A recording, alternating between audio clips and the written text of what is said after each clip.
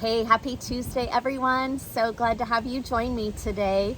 We are continuing to look at this passage that Ben preached from on Sunday from John 7, verses 25 through 44. And our question today is, where did Jesus come from?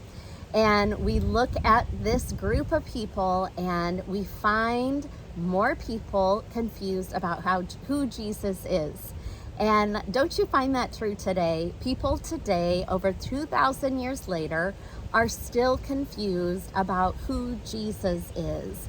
And there was this belief that the Messiah, the coming King, would just appear to the people and save them. He'd just appear out of thin air. But the reality is, regardless of who we think he is, Jesus is. Jesus is who he says he is, regardless of what we think or feel. And if you believe that Jesus is who he says he is, it will change your life. So again, our question today, though, is, where did Jesus come from? And Jesus didn't begin existing when he was born in Bethlehem to Mary and Joseph. In fact, later in John, the next chapter, Jesus says, before Abraham, I am. And when we begin the Gospel of John, I love the way John begins his Gospel because he starts in the very beginning of time, in creation, in Genesis, when he says, in the beginning, Jesus existed. Jesus was God.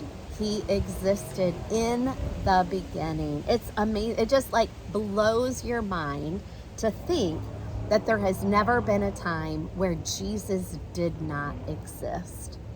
And your eternal destiny depends on believing that Jesus is who he says he is.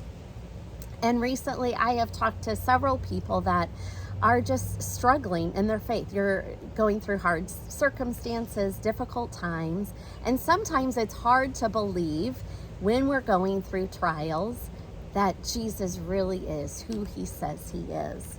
So I want to encourage you today, wherever you find yourself, whether you're going through good times or difficult times, Jesus is. And focus on Jesus. It will change your life. Have a great day.